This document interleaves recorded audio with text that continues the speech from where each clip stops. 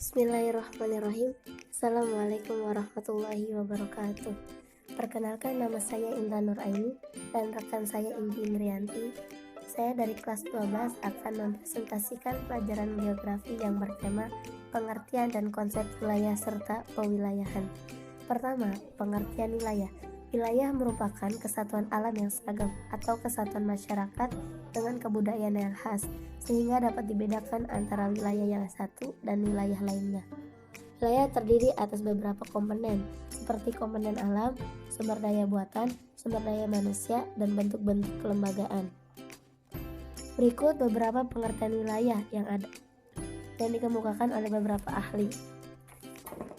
Dari pengertian-pengertian yang dikemukakan, disimpulkan bahwa wilayah adalah bagian dari permukaan bumi yang mempunyai sifat khas sebagai akibat adanya interaksi antara bentang alam, air, udara, tanaman, binatang, dan manusia yang membutuhkan suatu sistem serta hubungannya dengan wilayah-wilayah. Yang kedua, konsep wilayah. Banyak istilah secara sepintas mirip dengan wilayah, tapi kesalahan dalam penggunaan istilah lainnya yang diidentikan dengan wilayah sering kita dengar dalam kehidupan sehari-hari. Sedangkan istilah-istilah yang digunakan tersebut sangat berbeda. Istilah-istilah tersebut diantaranya lokasi, daerah, atau kawasan. Apabila kita membicarakan mengenai tempat, terjadi sesuatu, gejala, atau fenomena, maka kita membicarakan mengenai lokasi. Contoh, lokasi pasar, maka akan membicarakan tempat di mana pasar tersebut didirikan. Lokasi terminal, maka akan membicarakan tempat di mana terminal tersebut didirikan.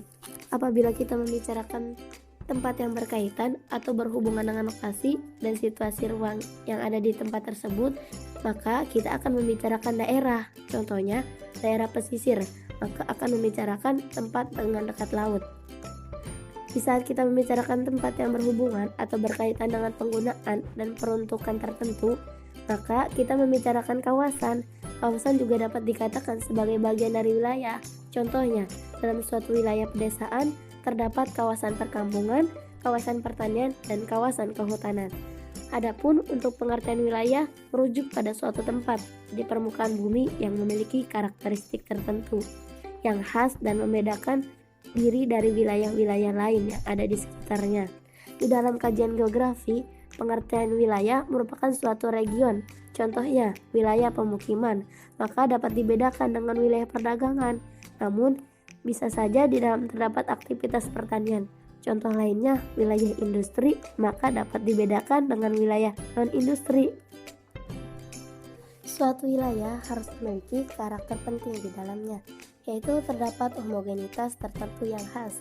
Tujuannya adalah untuk mensifatkan dan memberi arti terhadap bermacam-macam wilayah, serta untuk mengetahui adanya pembangunan suatu wilayah. Karakter yang khas ini dapat berupa aspek fisik, yaitu alam, aspek kultural, yaitu budaya dan manusia, maupun perpaduan dari keduanya yang dapat menjadikan sebuah wilayah memiliki homogenitas. Kekhasan suatu wilayah dilihat dari aspek fisik bisa terjadi karena adanya perbedaan faktor alam, contohnya dari keterbatasan sumber daya alam. Sedangkan kekhasan dilihat dari aspek sosial budaya dapat dikarenakan perbedaan faktor manusia, contohnya kebudayaan dan penguasa teknologi yang dimiliki dan dikuasai manusia bisa menjadikan suatu wilayah lebih maju. Suatu wilayah merupakan kesatuan ekosistem yang terdiri atas komponen biotik, yaitu makhluk hidup seperti manusia, hewan, tumbuhan, dan abiotik seperti air, udara, tanah. Berdasarkan cirinya, wilayah dibagi menjadi 3 macam, yaitu yang pertama, wilayah berciri tunggal, single topic region, yaitu penetapan region atau wilayah yang didasarkan pada salah satu aspek geografi.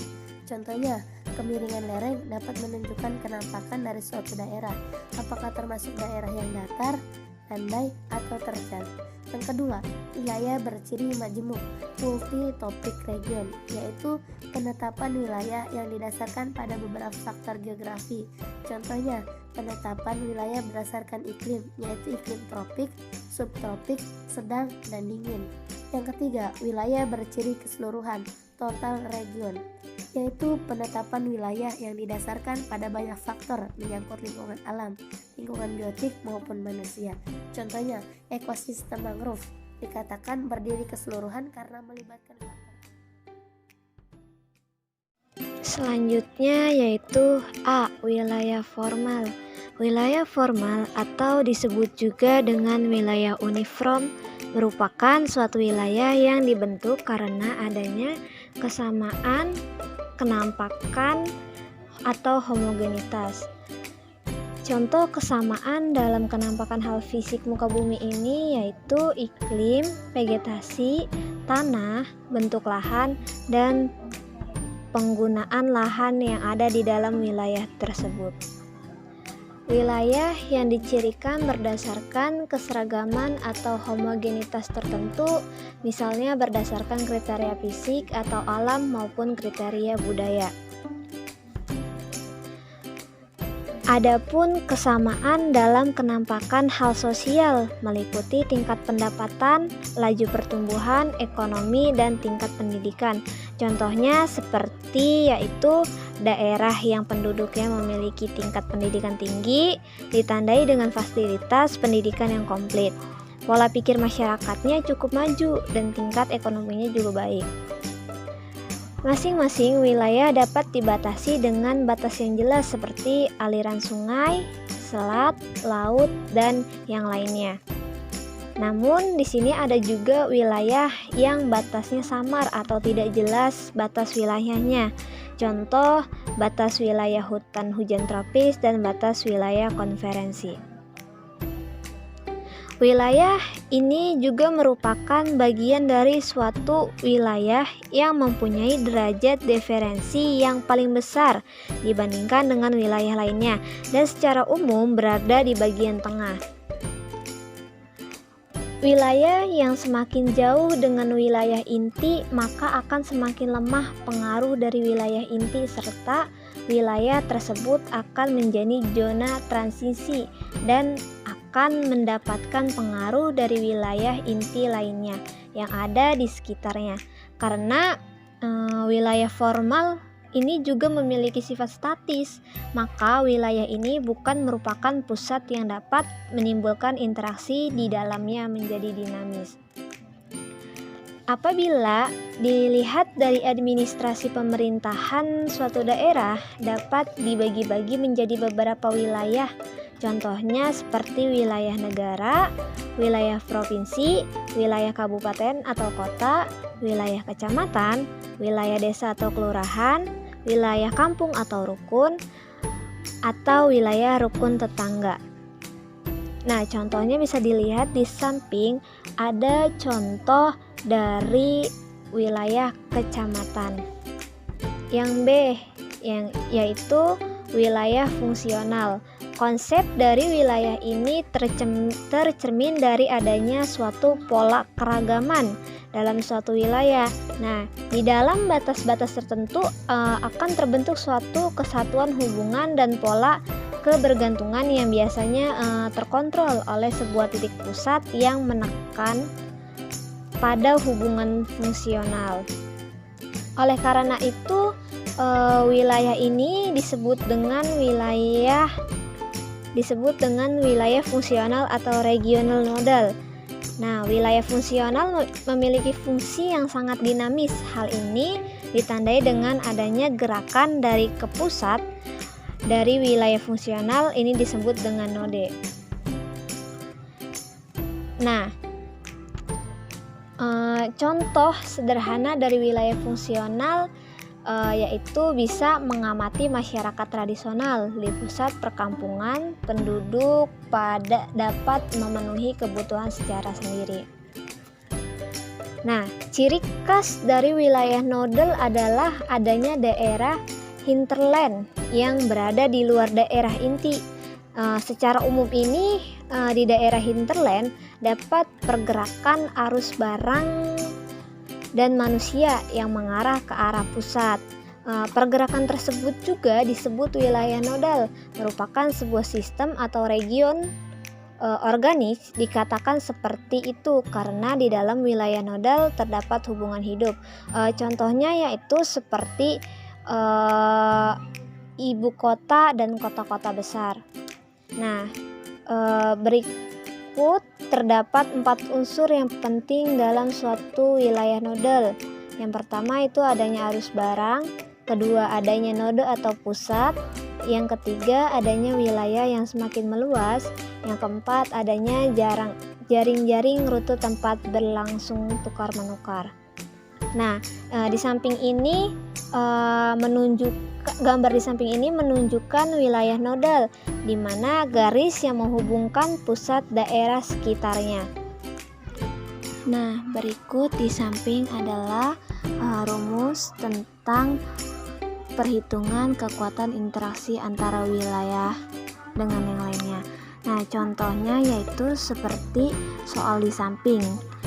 Diketahui jumlah penduduk kota A berjumlah 400 jiwa dan kota B berjumlah 600 jiwa. Jarak antara kota A dan kota B 20 km. Hitunglah besarnya kekuatan interaksi antara kota A dan kota B. Nah, rumusnya bisa dilihat di atasnya.